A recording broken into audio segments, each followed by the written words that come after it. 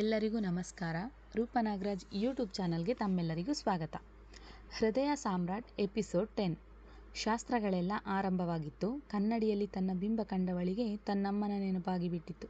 ಹೂ ತರಲು ಹೋದವ ಅವಳ ಕಣ್ಣೀರು ಕೆಳಗೆ ಜಾರುವ ಮೊದಲೇ ಬಂದಿದ್ದ ಕ್ಷಿತ್. ಅವಳ ಕಣ್ಣೀರು ಹಿಡಿದವನು ಕೋಪದಲ್ಲೇ ನೋಡಿದ್ದ. ಅಸಹಾಯಕ ನೋಟ ಬೀರಿದಳಾಕೆ. ಅವಳನ್ನು ಅಲ್ಲಿಂದ ಕೈ ಹಿಡಿದು ರೂಮ್ಗೆ ಎಳೆತಂದವ ಬೈಯಲು ಶುರು ಮಾಡಿದ್ದ. ಒಂದೇ ಸಮ ಏನು ಹೇಳಿದ್ದೆ ನಾನು? ಮದುವೆಲಿ ನೀನು ಒಂದು ಹನಿ ಕಣ್ಣೀರು ಹಾಕಿದ್ರು ನಾನು ಅಲ್ಲಿರಲ್ಲ ಅಂತ ಹೇಳಿದ್ರು. ನಾನಿಲ್ಲಿರಬಾರ್ದು ಅಂತ ಹೀಗೆ ಹೇಳ್ತಿದ್ಯಾ? ಹಾಗಾದರೆ ನಾನು ಹೋಗ್ತೀನಿ ಇಲ್ಲಿಂದ. ನುಡಿದು ಹೋಗುವವನನ್ನು ಕೈ ಹಿಡಿದು ತಡೆದವಳು, ಕ್ಷಿತ್ ಎಂದು ಅವನನ್ನು ತಬ್ಬಿಕೊಂಡು, ಅಮ್ಮ ಇರಬೇಕಿತ್ತು ಅನ್ನಿಸ್ತಿದೆ ಕಣೋ, ಜೋರಾಗಿ ಎತ್ತಳು. ಅವಳ ಸಂಕಟ ಅರಿಯದವನೇನೂ ಅಲ್ಲ. ಆದರೆ ಒಮ್ಮೆ ಅವರಮ್ಮ ಯಾರದೋ ಮದುವೆಗೆ ಹೋಗಿ ಬಂದು ಆ ಹುಡುಗಿ ಮದುವೆಯಲ್ಲಿ ತುಂಬ ಅತ್ತಿದ್ಲಂತೆ. ಅಲ್ಲದೆ ಆ ಹುಡುಗಿ ಜೀವನ ಪೂರ್ತಿ ಒಂದಲ್ಲ ಒಂದು ಕಷ್ಟದಲ್ಲೇ ಕೊರಗೋದೇ ಆಯಿತು ಅಂತ ಹೇಳಿದ ಮಾತು ಅವನು ಮದುವೆಗೆ ಬರುವಾಗ ನೆನಪಾಗಿತ್ತು. ಆ ಥರ ಮಾತು ನಂಬುವುದಿಲ್ಲವಾದರೂ ಗೆಳತಿಯ ವಿಷಯದಲ್ಲಿ ಅವನು ರಿಸ್ಕ್ ತೆಗೆದುಕೊಳ್ಳಲು ಇಷ್ಟಪಡಲಿಲ್ಲ. ಹಾಗಾಗಿ ಬಂದವನೇ ಹೇಳಿದ್ದ, ನೀನೇನಾದರೂ ಮದುವೆಯಲ್ಲಿ ಅಳ್ತಾ ಕೂತ್ರೆ ಆ ಕ್ಷಣವೇ ನಾನು ಅಲ್ಲಿಂದ ಹೋಗ್ತೀನಿ ಅಂತ. ನೋಡು, ನನಗೆ ನಿನ್ನ ಕಷ್ಟ ಅರ್ಥ ಆಗತ್ತೆ ದಯಾ, ಆದರೆ ಇರುವುದನ್ನು ಬಿಟ್ಟು ಇಲ್ಲದ್ರ ಬಗ್ಗೆ ಚಿಂತೆ ಮಾಡಿ ಫಲವಿಲ್ಲ ಕಣಮ್ಮ. ನಿನ್ನ ಅಪ್ಪಾಜಿ ಎಷ್ಟು ಚೆನ್ನಾಗಿ ನೋಡ್ಕೋತಿದ್ದಾರೆ. ಇವಾಗ ನೀನು ಇಲ್ಲದೇ ಇರೋ ಅಮ್ಮನಿಗಾಗಿ ಅಳ್ತಾ ಕೂತ್ರೆ ಎದುರಿರೋ ಅಪ್ಪನಿಗೆ ಬೇಸರ ಆಗೋಲ್ವಾ? ಇವಳ ಕಣ್ಣೀರು ತೊಡೆದು ಅಳಬಾರ್ದು ಅಂತ ಸಮಾಧಾನ ಮಾಡಿದ ಗೆಳೆಯನನ್ನು ನೋಡಿ ಮುಗುಳ್ನಕ್ಕವಳು, ಯಾವ ಜನ್ಮದ ಬಂದು ನೀನು ಕ್ಷಿತ್? ಮೋಸ್ಟ್ಲಿ ಒಂದು 20 ವರ್ಷದ ಹಿಂದಿನ ಜನ್ಮ. ಕ್ಷಿತ್, ನಾನು ಸೀರಿಯಸ್ ಆಗಿ ಮಾತಾಡ್ತಾ ಇರೋದು. ದಯಾ, ಇದು ಮದುವೆ ಮನೆ, ಪೊಲೀಸ್ ಸ್ಟೇಷನ್, ಕೋರ್ಟ್ ಅಲ್ಲ ಸೀರಿಯಸ್ ಆಗಿರೋಕೆ. ನಡಿ, ಮುಂದಿನ ಶಾಸ್ತ್ರ ನೋಡೋಣ. ಗೆಳತಿಯನ್ನು ಸಮಾಧಾನ ಮಾಡಿ ಕರ್ಕೊಂಡು ಬಂದ ಕ್ಷಿತ್.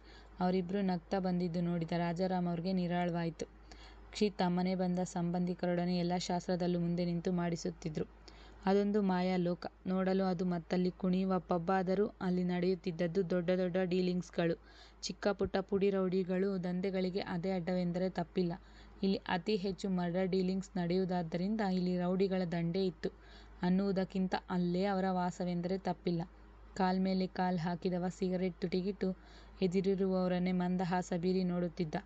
ಯೋಚನೆ ಮಾಡಿ ಮಿಸ್ಟರ್ ವಿಜಯ್, ಇದಕ್ಕಿಂತ ಒಳ್ಳೆ ಅವಕಾಶ ಸಿಗಲ್ಲ ಎನ್ನುತ್ತಿದ್ದ ಎದುರಿ ಕುಳಿತವ. ಆಗ ತಾನೇ ಅಲ್ಲಿಗೆ ಒಬ್ಬ ದೃಢಕಾಯ ವ್ಯಕ್ತಿಯ ಆಗಮನವಾಯಿತು. ಆ ಟೇಬಲ್ ಬಳಿ ಇದ್ದ 4-5 ಜನರು ಎದ್ದು ನಿಂತರು. ಏನೋ ಸಾಧನೆ ಮಾಡಿದವನಿಗೆ ಗೌರವ ಸೂಚಿಸುವಂತೆ. ಇವನೇನು ತಲೆ ಕೆಡಿಸ್ಕೊಳ್ಳಿಲ್ಲ. ಕುಳಿತ ಜಾಗದಿಂದ ಕದಲಲೂ ಇಲ್ಲ. ಹೆಲೋ ಮಿಸ್ಟರ್ ವಿಜಯ್ ಅಲ್ವಾ ನೀವು? ಮೊನ್ನೆ ಸಸ್ಪೆಂಡ್ ಮಾಡಿರೋದು ನಿಮ್ಮನ್ನೇ ಅಲ್ವಾ? ಸಸ್ಪೆಂಡ್ ಆಫೀಸರ್, ಜೋರಾಗಿ ನಗುತ್ತಾ ಹೇಳಿದ. ಹೋ, ದಟ್ ನೈಸ್. ನೀವು ನನ್ನ ಯಾವುದೋ ರೇಸ್ನಲ್ಲಿ ಪದಕ ಗೆದ್ದೆನೆಂಬಂತೆ ಹೇಳ್ತಾ ಇದ್ದೀರಾ ಅಂದರೆ ನಮ್ಮ ಬಗ್ಗೆ ತುಂಬ ಚೆನ್ನಾಗಿ ಸ್ಟಡಿ ಮಾಡಿದ್ದೀರಾ ಅನ್ನಿ. ಅಯ್ಯೋ, ಸೋಷಿಯಲ್ ಮೀಡಿಯಾಯಿಂದ ಮತ್ತು ಇಡೀ ಸಮಾಜಕ್ಕೆ ಗೊತ್ತಾಗದಂತೆ ಕೆಲಸ ಮಾಡೋ ನಿಮ್ಮಂಥ ಆಫೀಸರ್ ವೆರಿ ಡೇಂಜರ್ ಅನ್ನೋ ಸ್ವಲ್ಪ ಮಟ್ಟಿಗೆ ತಿಳ್ಕೊಂಡಿದ್ದೀನಿ. ಅಲ್ಲೂ ಕಿರಿದು ನುಡಿತಿದ್ದ. ಅಂದಾಗೆ ಮಿಸ್ಟರ್ ಖಾನ್, ನನ್ನ ಬರ ಹೇಳಿದ ಉದ್ದೇಶ? ನೋಡಿ ಮಿಸ್ಟರ್ ವಿಜಯ್, ನೀವು ಇವಾಗ ಸಸ್ಪೆಂಡ್ ಆಗಿದ್ದೀರಾ ಅಂತ ನನಗೆ ಗೊತ್ತು. ಆದರೆ ಮತ್ತೆ ನೀವು ಏನೋ ತನಿಖಾಧಿಕಾರಿಯಾಗಿ ಕೆಲಸ ಮಾಡ್ತಿದ್ದೀರಾ ಅಂತ ವಿಷಯ ಕೇಳ್ಪಟ್ರಿ. ಅದಕ್ಕೇನಿವಾಗ? ಅವನ ಧಾಟಿ ಗೊತ್ತಲ್ಲ. ನೋಡಿ, ನಿಮ್ಮ ನಡುವೆ ಎಂದು ಹಲ್ಲು ಕಿರಿದವನ ಮಾತಿಗೊಂದು ಕ್ಷಣಾರ್ಧದಲ್ಲೇ ಕೊಟ್ಟ ವಿಜಯ್. ತಬ್ಬಿಬ್ಬಾಗಿ ಎದ್ದು ನಿಂತ ಖಾನ್. ಅವನ ಸಹಚರರು ಅವನ ಮೇಲೆ ಮುಗಿಬೀಳಲು ಯತ್ನಿಸಿದವರಿಗೆ ಒಂದು ಲುಕ್ ಕೊಟ್ಟವನು ಖಾನ್ ಕಡೆ ತಿರುಗಿ, ಅಯ್ಯೋ ಸಾರಿ ಮಿಸ್ಟರ್ ಖಾನ್, ಏನು ಮಾಡೋದು, ನನಗೆ ತುಂಬ ಕೋಪ. ಸೊ ನನಗಿಡಿಸಿದ ಮಾತು ನನಗಿಡಿಸದ ವ್ಯಕ್ತಿಯ ಬಾಯಲ್ಲಿ ಬಂದರೆ ನನ್ನ ಉತ್ತರ ಇದೇ ಆಗಿರುತ್ತೆ. ಹಾಗೆ ನಿನ್ನ ಬಲಗೈ ಬಂಟನ ಪರವಾಗಿ ಎಲ್ಲ ದಾಖಲೆಗಳು ದೊರೆತಿವೆ. ಸೊ ನಿನ್ನ ಈ ಅಡ್ಡದಲ್ಲಿ ನೀನು ಬಿಸಾಕೋ ಬಿಸ್ಕೆಟ್ಗೆ ಬಾಯಿ ತೆರೆಯುವಂಥವ ನಾನಲ್ಲ. ಹಾಗೆ ನಿನಗೆ ನನ್ನ ಬಗ್ಗೆ ತಿಳಿಸ್ಕೊಟ್ಟ ಆಫೀಸರ್ಗೆ ಖಂಡಿತ ಸನ್ಮಾನವಿದೆ.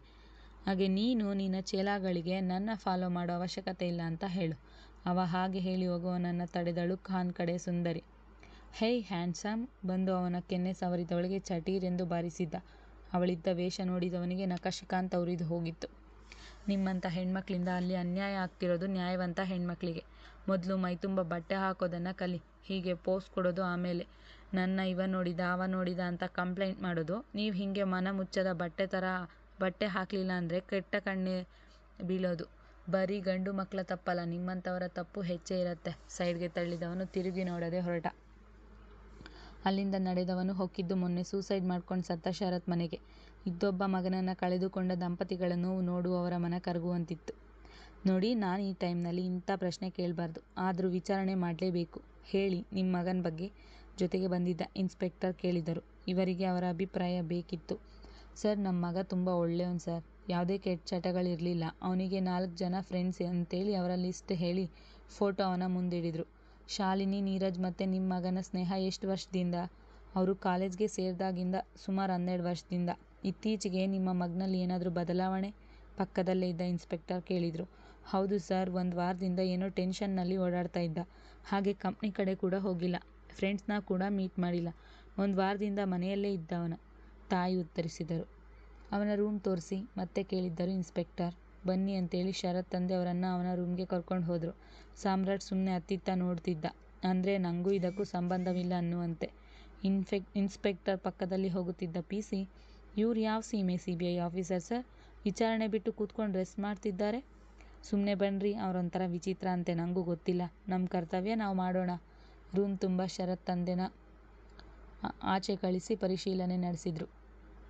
ಎಲ್ಲವನ್ನೂ ಸೂಕ್ಷ್ಮವಾಗಿ ಗಮನಿಸುತ್ತಿದ್ರು ಮೂವರು. ಲ್ಯಾಪ್ಟಾಪ್ ನೋಡಿದವನು ಅದನ್ನು ಪಡೆದುಕೊಂಡ ನಂತರ ಅವನ ಮೇಲ್ ID ಓಪನ್ ಇಲ್ಲದ ಕಾರಣ ಅವನ ಮೊಬೈಲ್ ಪಡೆದು ಫರ್ಗೆಟ್ ಪಾಸ್ವರ್ಡ್ ಕೊಟ್ಟು ಅಂತೂ ಮೇಲ್ಸ್ ಓಪನ್ ಮಾಡಿದ. ಆದರೆ ಅದರಲ್ಲಿ ಅವನಿಗೆ ಸಮಾಧಾನ ಆಗುವಂಥದ್ದೇನೂ ಇರಲಿಲ್ಲ. ಆದರೂ ಅದನ್ನು ತನ್ನ ಬಳಿಯಲ್ಲಿರಿಸಿಕೊಂಡ. ಇನ್ಸ್ಪೆಕ್ಟರ್, ನಿಮಗೆ ಸಿಕ್ಕಿರೋ ಮಾಹಿತಿ ಮತ್ತು ಆ ಡೆತ್ ನೋಟ್ ಎಲ್ಲವನ್ನೂ ನನ್ನ ಆಫೀಸ್ಗೆ ಕಳಿಸಿ. Okay sir. ಅಲ್ಲಿಂದ ಅವನು ಶಾಲಿನಿ ಮನೆ ಕಡೆಗೆ ನಡೆದ. ಅಲ್ಲೂ ಅದೇ ಪುನರಾವರ್ತನೆಗೊಂಡಿತ್ತು. ಅಲ್ಲಿಂದ ಹೊರಟವ ಅವರೆಲ್ಲರ ದಾಖಲೆಗಳನ್ನು ಒಟ್ಟಾಗಿ ಸೇರಿಸಿ ಕುಳಿತಿದ್ದ. ಎಲ್ಲರ ಡೆತ್ ನೋಟ್ ಒಂದೇ ಥರವಿತ್ತು. ಆದರೆ ಅದರಲ್ಲಿ ಬರೆದಿದ್ದ ಲೆಟರ್ ರೈಟಿಂಗ್ ಚೇಂಜ್ ಇದ್ದರೂ ಬರೆಯುವ ಸ್ಟೈಲ್ ಅಂದರೆ ಗೆರೆಯ ಮಧ್ಯಭಾಗದಲ್ಲೇ ಇತ್ತು. ಹಾಗೂ D ಮತ್ತು N ಅಕ್ಷರಗಳನ್ನು ಎಲ್ಲದರಲ್ಲೂ ಕೊಂಕಾಗಿ ಬಗ್ಗಿಸಿ ಬರೆದಿದ್ರು. ಸೂಕ್ಷ್ಮವಾಗಿ ಓದಿದ ಸಾಮ್ರಾಟ್ 3 ಲೆಟರ್ಗಳನ್ನು ಒಟ್ಟಾಗಿಸಿ ತಿರುವಿ ನೋಡಿದ್ದ. 3ರಲ್ಲಿಯೂ ಬೇರೆಲ್ಲ ರೈಟಿಂಗ್ ಚೇಂಜ್ ಇದ್ದರೂ N ಮತ್ತು D ಒಂದೇ ತೆರನಾಗಿದ್ದವು. ಅಂದರೆ ಯಾರೋ ಒಬ್ಬರೇ ಈ ಲೆಟರ್ ಬರೆದಿರುವುದು, ಅದಂತೂ ಕನ್ಫರ್ಮ್. ಇವರ್ಯಾರೂ ಸೂಸೈಡ್ ಅಂತೂ ಖಂಡಿತ ಮಾಡ್ಕೊಂಡಿಲ್ಲ. ಇದು ಪಕ್ಕಾ ಪ್ರೀ ಪ್ಲ್ಯಾನ್ಡ್ ಮರ್ಡರ್, ಅದರಲ್ಲಿ 2 ಮಾತಿಲ್ಲ. ಸೊ ಕೊಲೆಗಾರ ಪಕ್ಕಾ ಇವ್ರಿಗೆ ಹತ್ತಿರದಿಂದ ಗೊತ್ತಿರೋನೇ. ಇಷ್ಟು ಸಲೀಸಾಗಿ ಹೇಗೆ ಅವರ ಹ್ಯಾಂಡ್ ರೈಟಿಂಗ್ ಬರೆಯೋಕ್ಕೆ ಸಾಧ್ಯ? ಮತ್ತೆ ಅಲ್ಲೇ ತರಿಸಿಟ್ಟಿದ್ದ ಇನ್ನಿಬ್ಬರ ಬದುಕುಳಿದಿರುವವರ ಹ್ಯಾಂಡ್ ರೈಟಿಂಗ್ ನೋಡಿದ. ಯಾರದ್ದೂ ಸರಿ ಹೊಂದಲಿಲ್ಲ. ಒಂದು ಕೇಸ್ ಅಂದರೆ ನಾವು ಅದನ್ನು ಒಂದೇ ದೃಷ್ಟಿಕೋನದಿಂದ ನೋಡಬಾರ್ದು ಅಜಯ್. ನಾವು 2 ರೀತಿಯಲ್ಲಿ ಯೋಚನೆ ಮಾಡಬೇಕು. ಅಜಯ್ ಇವನನ್ನೇ ನೋಡ್ತಿದ್ದ. ಒಂದು ನಾವಾಗಿ, ಇನ್ನೊಂದು ಕೊಲೆಗಾರನಾಗಿ. ಅವನಿಗೆ ಕೆಲವೊಂದು ಡೀಟೇಲ್ಸ್ ನೀಡಿದವನು. ಮಾಡಬೇಕಾದ ಹಾಗೂ ಮಾಡಿಸಬೇಕಾದ ಕೆಲಸಗಳನ್ನು ವಿವರಿಸಿದವ ಮನೆ ಕಡೆ ಹೊರಟ. ಇಷ್ಟು ಸಿಂಪಲ್ ಆಗಿ ಕೆಲಸ ಮುಗಿಸಿದ್ನನ್ನೋ ಆಶ್ಚರ್ಯ ಅಜಯ್ ಮುಖದಲ್ಲಿ ಮೂಡಿತ್ತು. ಮೆಹಂದಿ ಶಾಸ್ತ್ರ ಆರಂಭವಾಗಿತ್ತು. ಅಲ್ಲಿದ್ದ ಕೆಲವು ಹೆಂಗಳೆಯರನ್ನು ಡ್ಯಾನ್ಸ್ ಮಾಡಲು ಉತ್ತೇಜಿಸಿದ ಕ್ಷಿತ್. ಮರುದಿನ ರಿಸೆಪ್ಷನ್. ಎಲ್ಲೆಲ್ಲೂ ಕ್ಷಿತ್ದೇ ಜೋರು. ಅವನನ್ನು ಕರೆಸಿದವಳು, ಯಾಕೆ ಕರೆದ್ಯಂತೆ? ಹೇ ಕೋತಿ, ಎಲ್ಲ ಕೆಲಸ ನೀನೇ ಮೇಲಾಕ್ಕೊಂಡು ಮಾಡ್ತಿದ್ಯಾ. ಬೆಳಗ್ಗೆಯಿಂದ ಏನೂ ತಿನ್ನದೆ ಬಾಯಿಲಿ ಅಂತೇಳಿ ಅವನನ್ನು ಅಲ್ಲಿ ಕೂರಿಸಿ ಅವನ ಕೆದರಿದ್ದ ಕೂದಲು ಒಪ್ಪ ಮಾಡಿ ಅವನ ಬಾಯಿಗೆ ತುತ್ತಿಟ್ಟಳು. ಒಂದು ತುತ್ತು ತಿಂದವ ಕೈ ತೊಳೆದು ಬಂದು ಅವಳಿಗೆ ತಿನ್ನಿಸಿದ. ನೀನೂ ತಿಂದಿಲ್ಲ ಅಂತ ಗೊತ್ತು. ಇವಾಗ ಇದೇ ನೆಪ ಇಟ್ಕೊಂಡು ಅಳೋ ಸೀನೆಲ್ಲ ಇಲ್ಲ. ನೀನು ಹೀಗೆ ತರಲೆ ಮಾತಾಡಿದರೆ ನನಗೆ ಅಳು ಆದರೂ ಹೇಗೆ ಬರುತ್ತೆ? ದಯಾ, ಇಲ್ಲಿಂದ ಹೋದ್ಮೇಲೆ ನನ್ನನ್ನು ಮರೆಯೋಲ್ಲ ತಾನೇ? ಯಾಕಂದರೆ ಗಂಡ ಬಂದಮೇಲೆ ಗೆಳೆಯರ ನೆನಪು ಕಡಿಮೆ ಅಂತೆ. ಅದು ನಿಜ ಆಗಿಬಿಟ್ರೆ ಅಂತ ಭಯ ಕಣೆ. ಹಾಗಾದರೆ ನಾನು ಮದುವೆನೇ ಆಗದೆ ಹೀಗೆ ಇರ್ತೀನಿ. ನೀನು ಹೀಗೆಲ್ಲ ಮಾತಾಡಿದರೆ. ಅಳಬೇಡ ಅಂತ ಹೇಳಿದ್ಯಾ. ನಂಗೆ ಅಳು ಬರುತ್ತೆ ಅಷ್ಟೇ. ಕಣ್ಣೊಳಗಿನ ಕಂಬನಿ ಆಚೆ ಬರದಂತೆ ತಡೆದವ. ಇಲ್ಲ ಮಾತಾಡೋಲ್ಲ, ಎದ್ದೇಳು. ಹೋಗು ಮೊದಲು ನೀನು ರೆಡಿಯಾಗು. ಆಯಿತು ಮಾತೇ ತಮ್ಮ ಅಪ್ಪಣೆಯಂತೆ. ತರ್ಲೆ ಸುಬ್ಬ. ದಯಾಮಯಿ ಸುಬ್ಬಿ ಹೇಳಿ ಅಲ್ಲಿಂದ ಹೊರಟನವ. ಮುಗುಳ್ನಕ್ಕು ಮುಂದಿನ ತಯಾರಿ ನಡೆಸಿದ್ರು. ಬೆಂಗಳೂರು ಪ್ಯಾಲೇಸ್ ಮಿರ ಮಿಂಚುತ್ತಲಿತ್ತು. ಹೃದಯಾಳ ಮದುವೆಗೆ ಕ್ಷಣಗಣನೆ ಶುರುವಾಗಿತ್ತು. ಅಲ್ಲ ರಿಸೆಪ್ಷನ್ಗೆ ಎಲ್ಲ relative, friends, business friends, enemies ಎಲ್ಲರೂ ಆಗಮಿಸಿದ್ರು. ರಾಜಾರಾಮ್ರವರಿಗೆ ಒಂದು ಕಡೆ ಸಂತೋಷ, ಒಂದು ಕಡೆ ಮಗಳು ಇನ್ನೂ ಜೊತೆಗೆ ಇರುವುದಿಲ್ಲ ಅನ್ನೋ ದುಃಖ. ಹೆತ್ತವರಿಗೆ ಮಗಳ ಮದುವೆಯಲ್ಲಿ ಆಗುವ ದುಃಖ ಬಹುಶಃ ಯಾವತ್ತೂ ಆ ಸಂಕಟ ಅನುಭವಿಸಿರುವುದಿಲ್ಲವೇನೋ. ಅದರಲ್ಲೂ ಅಪ್ಪಂದಿರಿಗೆ ಹೆಣ್ಮಕ್ಳು ಅಂದರೆ ಒಂದು ಹಿಡಿ ಪ್ರೀತಿ ಜಾಸ್ತಿನೇ. ಆದರೂ ಮುಖದಲ್ಲಿ ನಗು ತುಂಬಿ ಬಂದವರು ಸ್ವಾಗತಕ್ಕೆ ಅಣಿಯಾಗಿ ನಿಂತರು. ಅತಿಥಿಗಳು ಒಬ್ಬೊಬ್ಬರೇ ಆಗಮಿಸಲು ಪ್ರಾರಂಭಿಸಿದ್ರು. ಕ್ಷಿತ್ ಒಮ್ಮೆ ಅತಿಥಿಗಳ ಸ್ವಾಗತದಲ್ಲಿ, ಒಮ್ಮೆ ಅರೇಂಜ್ಮೆಂಟ್ ಬಳಿ, ಒಮ್ಮೆ ಊಟದ ಸಾಲಲ್ಲಿ. ಎಷ್ಟೇ ಕೇಟರಿಂಗ್ನವರಿಗೆ ವಹಿಸಿದ್ರೂ ಊಟದ ವಿಷಯದಲ್ಲಿ ನಂಬಿಕೆ ಬರೋಲ್ಲ ಕೆಲವೊಮ್ಮೆ.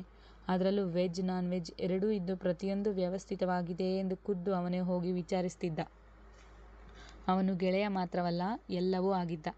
ಮನೆಗೆ ಬಂದು ಬಟ್ಟೆ ಬದಲಾಯಿಸುತ್ತಿದ್ದವನು ಟೀಪಾಯ್ ಮೇಲೆ ಕಂಡ ವೆಡ್ಡಿಂಗ್ ಕಾರ್ಡ್ ನೋಡಿ ಕೈಗೆತ್ತಿಕೊಂಡ. ಹೃದಯ ವತ್ಸವ್ ವೆಡ್ಸ್ ಪೃಥ್ವಿರಾಜ್ ನೇಮ್ ನೋಡಿ, ಮಿಸ್ ಹಾರ್ಟ್ ವತ್ಸವ್ ಇನ್ಮೇಲೆ ಮಿಸಸ್ ರಾಜ್. ಒಂದು ಮುಗುಳ್ನಗೆ ಬೀರಿದವನು ಮದುವೆಗೆ ತಯಾರಾಗಲು ಹೊರಟ. ಒಂದು ಬ್ರೌನ್ ಕಲರ್ ಬ್ಲೇಸರ್ ಧರಿಸಿ ತನ್ನ ಕೂದಲನ್ನು ಒಪ್ಪ ಮಾಡಿದವ ಕೈಗೆ ಅವನಿಷ್ಟದ ವಾಚ್ ಕಟ್ಟಿದ್ದ. ನೋಡಲು ಹ್ಯಾಂಡ್ಸಮ್ ಹುಡುಗ, ಇಷ್ಟು ಸಾಕು ಅಲ್ವಾ? ತನ್ನ ಬೈಕ್ ಕೀ ತಗೊಂಡು ಗೆಳೆಯನಿಗೆ ವಿಷಯ ತಿಳಿಸಿ ಮದುವೆ ಮನೆ ಕಡೆ ಹೊರಟ. ದಾರಿಯಲ್ಲಿ ಅವಳಿಗೆ ಶುಭಾಶಯ ಕೋರಲು ಗಿಫ್ಟ್ ತಗೋಬೇಕು ಅನ್ನೋದು ನೆನಪಿಗೆ ಬಂತು. ಆದರೆ ಅದೇ ಮತ್ತೊಮ್ಮೆ ಇವಳು ಚೆನ್ನಾಗಿರ್ಲಿ ಅಂತ ನಾನೇನು ವಿಶ್ ಮಾಡಲ್ವಲ್ಲ ಅಂದಿತು ಅವನ ಮನಸ್ಸು. ಆದರೆ ಎಲ್ಲರೂ ಗಿಫ್ಟ್ ಕೊಡುವಾಗ ನಾನು ಸುಮ್ಮನೆ ಇದ್ದರೆ ಸರಿ ಬರುವುದಿಲ್ಲವೆಂದು, ಹಾಗೂ ನನ್ನ ಆಕ್ಸಿಡೆಂಟ್ ಆದಾಗ ನೋಡ್ಕೊಂಡಿದ್ದಾಳೆಂದು, ಅವಳ ಯಾವುದೇ ಋಣ ನನ್ನ ಮೇಲೆ ಬೇಡವೆಂದು ಪಕ್ಕದಲ್ಲಿ ಯಾವುದಾದ್ರೂ ಗಿಫ್ಟ್ ಶಾಪ್ ಇದೆಯಾ ಎಂದು ಕಣ್ಣಾಡಿಸುತ್ತಲೇ ಹೋದವನಿಗೆ ಆಲ್ಮೋಸ್ಟ್ ಪ್ಯಾಲೇಸ್ ಹತ್ರ ಬಂದರೂ ಒಂದು ಗಿಫ್ಟ್ ಶಾಪ್ ಕಣ್ಣಿಗೆ ಬೀಳಲಿಲ್ಲ. ತಕ್ಷಣ ಅಲ್ಲೊಂದು ಜ್ಯುವೆಲ್ಲರಿ ಶಾಪ್ ಕಂಡಿತ್ತು. ಸರಿ ಎಂದು ಅಲ್ಲಿಗೆ ಹೋದವನು ಏನು ಕೊಡುವುದೆಂದು ಅವನಿಗೆ ತಿಳಿಯಲಿಲ್ಲ. ಏನು ಮಾಡೋದು, ನಮ್ಮ ಹುಡುಗ ಇಂಥದ್ರಲ್ಲಿ ಸ್ವಲ್ಪ ವೀಕು. ಸೊ ಅಲ್ಲಿದ್ದ ಒಬ್ಬಾಕೆ ಬಂದು ಇವನನ್ನು ಕೇಳಿದ್ಲು, ಎನಿ ಹೆಲ್ಪ್?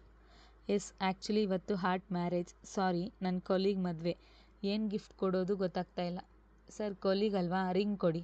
ಇಲ್ಲ ಬೇಡ ಅಂತ ಸುತ್ತ ನೋಡಿದವನಿಗೆ ಒಂದು ಜುಮ್ಕಿ ಇಷ್ಟ ಆಗಿಬಿಡ್ತು. ಅದನ್ನು ಬಿಲ್ ಮಾಡಿಸಿದವ ಡೈರೆಕ್ಟ್ ಸ್ಥಳಕ್ಕೆ ಆಗಮಿಸಿದ್ದ. ಸ್ಟೇಜ್ ಇನ್ನೂ ಖಾಲಿ ಇತ್ತು. ಅಂದರೆ ಇನ್ನೂ ರಿಸೆಪ್ಷನ್ ಸ್ಟಾರ್ಟ್ ಆಗಿಲ್ಲ ಅಂತ ಅನ್ನಿಸ್ತು.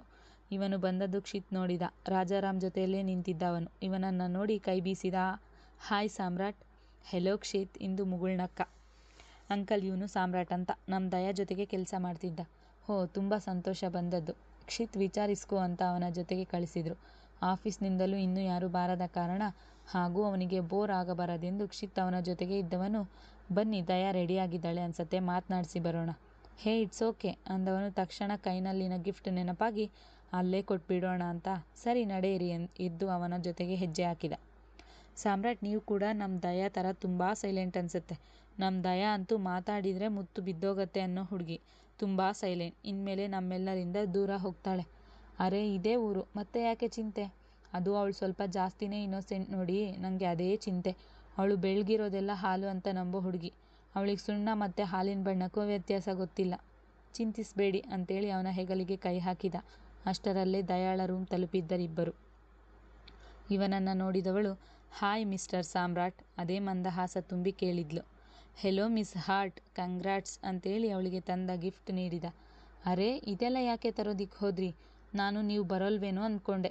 ನೀವು ಅಷ್ಟು ಆತ್ಮೀಯವಾಗಿ ಇನ್ವೈಟ್ ಮಾಡಿದರೆ ಬರದೇ ಇರೋಕೆ ಆಗತ್ತಾ? ಕ್ಷಿತ್, ದಯಾ, ನೀನು ಹೊಸ ಫ್ರೆಂಡ್ ಏನು ಗಿಫ್ಟ್ ತಂದಿದ್ದಾನೆ, ಓಪನ್ ಮಾಡೆ. ಕ್ಷಿತ್, ಇವಾಗ್ಲಾ? ಮುಖ ಉದ್ದ ಮಾಡಿದವಳ ಕೈನಿಂದ ಪಡೆದವನು ತಾನೇ ಓಪನ್ ಮಾಡಿದ. ಮುತ್ತಿನ ಜುಮ್ಕಿ ನೋಡಿದವರಿಗೆ ತುಂಬ ಹಿಡಿಸ್ಬಿಟ್ಟಿತ್ತು. Wow, it was so pretty ಹೇಳಿದವಳ ಮಾತಿಗೆ ಹೊರಗಡೆ ಖುಷಿಪಟ್ಟ ಸಮ್ಮು. ಕ್ಷಿತ್, ಆದರೆ ನಿನ್ನಷ್ಟು ಅಲ್ಲ ಬಿಡು. ನೀನು ನೋಡು, ಈ ಜುಮ್ಕಿಗಿಂತ ಸುಂದರವಾಗಿದ್ದೀಯಾ ಅಲ್ವಾ ಸಾಮ್ರಾಟ್? ಹಾಂ ತಡವರಿಸಿದ ನುಡಿದನವ. ಮುಂದುವರೆಯುವುದು. ಎಲ್ಲರಿಗೂ ಧನ್ಯವಾದಗಳು. ಹೀಗೆ ನನ್ನ ಕಥೆನ ಕೇಳಿ ಲೈಕ್ ಮಾಡಿ, ಶೇರ್ ಮಾಡಿ, ಪ್ರೋತ್ಸಾಹ ನೀಡ್ತಾ ಇರಿ. ಕತೆ ಹೇಗೆ ಬರ್ತಿದೆ ಅನ್ನೋದು ಕಮೆಂಟ್ ಮಾಡಿ ತಿಳಿಸಿ.